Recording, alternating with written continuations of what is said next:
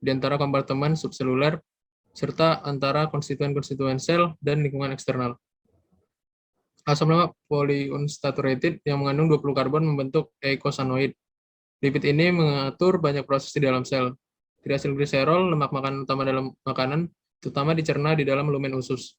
Produk-produk pencernaan tersebut diubah kembali menjadi triasilgliserol di dalam epitel usus, yang lalu dikemas dalam lipoprotein yang dikenal sebagai kilomikron dan disekresikan ke dalam limfe.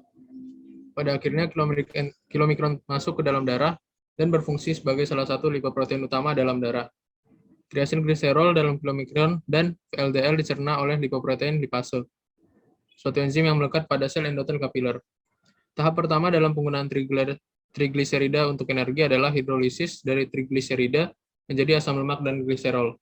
Trigliserida dari makanan dikatabolisme oleh enzim lipoprotein lipase yang terletak dalam endotel kapiler yang memecah trigliserida yang ada dalam darah jadi asam lemak dan gliserol yang akan disusun kembali menjadi lemak baru dalam sel lemak. Trigliserida yang disimpan dalam jaringan lemak dikatabolisme oleh hormon sensitif lipase yang terdapat dalam jaringan lemak dan mengkatalisis cadangan trigliserida menjadi asam lemak dan gliserol. Kemudian asam lemak dan gliserol ditransfer ke jaringan aktif di mana keduanya dioksidasi dan akan menghasilkan energi. Gliserol sewaktu memasuki jaringan aktif segera diubah menjadi gliserol 3-fosfat yang memasuki jalur glikolitik yang untuk pemecahan glukosa dalam pembentukan energi. Sedangkan asam lemak sebelumnya melalui proses beta oksidasi menghasilkan asetil-CoA yang akan masuk ke siklus Krebs dan menghasilkan energi. Trigliserida dapat disintesis dari asam lemak. Asam-asam lemak diaktifkan menjadi asil-CoA oleh enzim asil-CoA sintase dan dengan memakai ATP dan CoA. Dua molekul asil-CoA bergabung dengan gliserol 3-fosfat untuk membentuk 1,2-diasilgliserol fosfat atau fosfatidat yang terjadi melalui dua tingkatan yaitu lisofosfatidat yang dikatalisis oleh gliserol 3-fosfat asil transferase dan kemudian oleh 1-asilgliserol 3-fosfat. Fosfatidat dikonversi oleh fosfatidat fosfahidrolase menjadi 1,2-diasilgliserol. Dalam mukosa usus, jalan monoasilgliserol ada di mana monoasilgliserol dikonversi menjadi 1,2-diasilgliserol. Kemudian asil CoA berikut diesterifikasi dengan diasilgliserol membentuk triasilgliserol yang dikatalisis oleh diasilgliserol asil transferase. Bila karbohidrat yang memasuki tubuh melebihi yang dipakai sebagai energi atau disimpan dalam bentuk glikogen, maka kelebihan karbohidrat tersebut akan diubah menjadi trigliserida dan disimpan dalam jaringan adiposa. Kebanyakan sintesis trigliserida terjadi di hati dan sejumlah kecil terjadi di dalam jaringan adiposa. Mula-mula karbohidrat dikonversi menjadi asetil-CoA yang terjadi selama pemecahan glukosa pada sistem glikolisis. Kemudian asetil-CoA diubah menjadi asam lemak, malonyl-CoA, dan NADPH sebagai perantara utama dalam proses polimerisasi. Sekian dari saya, mungkin bisa ditambahkan teman-teman yang lain. Terima kasih. Baiklah, terima kasih kepada Saudara Jimmy. Selanjutnya kita akan memasuki LI metabolisme protein. Kepada teman-teman yang bertanggung jawab atas LI tersebut, dipersilakan. Baiklah, kepada Saudari Syafira, dipersilakan. Baik, moderator, terima kasih. Izin untuk share screen.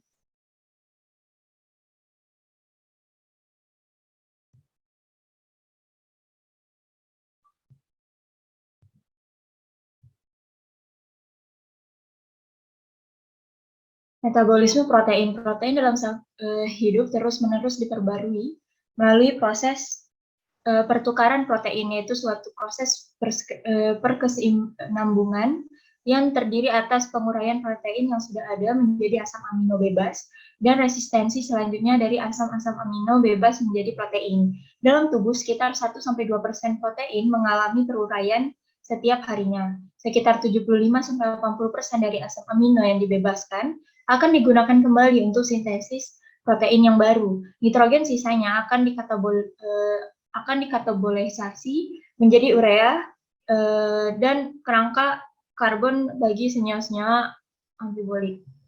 Untuk mempertahankan kesehatan, manusia memerlukan 30-60 protein setiap hari atau ekuivalen dalam bentuk asam amino bebas. Asam-asam amino yang berlebihan tidak akan disimpan, tetapi diuraikan dengan cepat.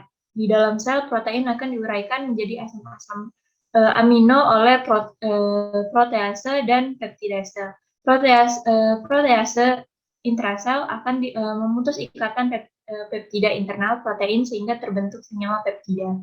Selanjutnya oleh peptidase, peptida tersebut akan diuraikan menjadi asam-asam amino bebas.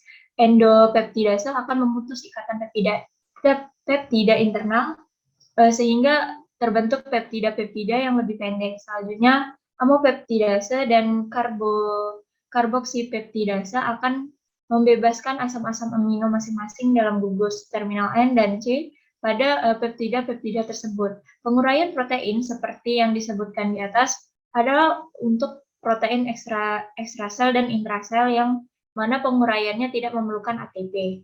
Untuk protein yang berusia pendek dan yang abnormal, penguraian terjadi pada sitosol dan memerlukan ATP atau ubiquitin. Asam amino yang terbentuk dari katabolisme protein ini akan dimetabolisasi menjadi amonia dan kerangka karbon. Selanjutnya kerangka karbon akan ikut dalam siklus asam sitrat TCA atau TCA dan gluconeogenesis, sedangkan amonia akan mengalami sintesis membentuk urea atau membentuk asam amino yang baru. Mungkin sekian dari saya kembalikan ke moderator.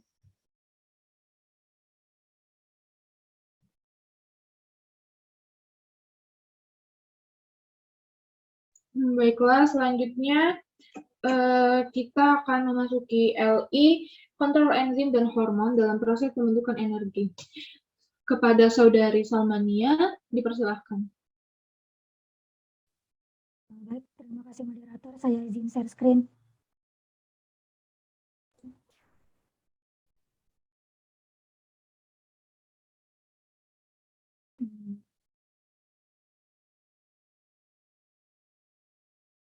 Di sini saya akan menjelaskan lebih ke fungsi dari enzim sama hormon.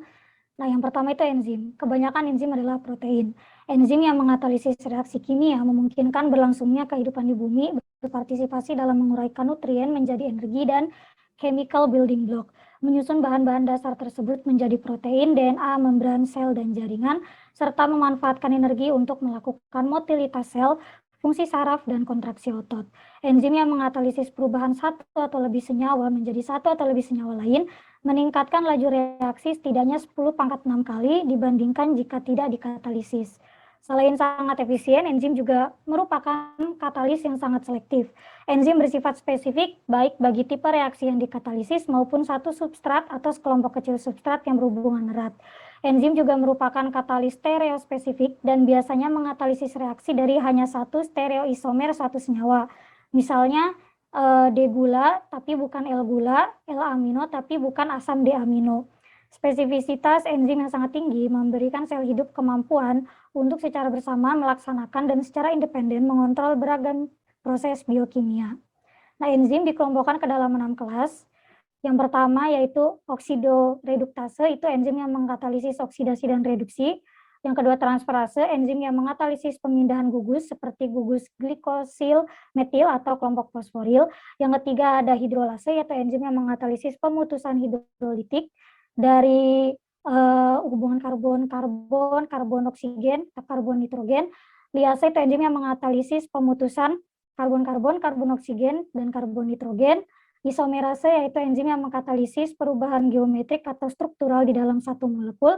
Ligase yaitu enzim yang mengatalisis penyatuan dua molekul yang dikaitkan dengan hidrolisis ATP. Banyak enzim mengandung berbagai molekul non-protein kecil dan ion logam yang ikut serta secara langsung dalam katalisis atau pengikatan substrat. Molekul atau ion ini yang disebut gugus prostetik, kofaktor, dan koenzim. Dapat memperluas ragam kemampuan katalisis melebihi yang dimungkinkan oleh gugus fungsional yang jumlahnya terbatas di rantai samping aminoasid peptida. Nah, enzim menggunakan berbagai kombinasi dari 4 mekanisme umum untuk mencapai katalisis dengan laju reaksi kimia yang sangat dipercepat, yaitu yang pertama ada katalisis karena kedekatan. Agar dapat bereaksi, molekul-molekul harus berada dalam jarak yang cukup dekat untuk membentuk ikatan satu sama lain. Semakin tinggi konsentrasinya, semakin sering molekul-molekul itu bertemu satu sama lain dan semakin besar laju reaksi.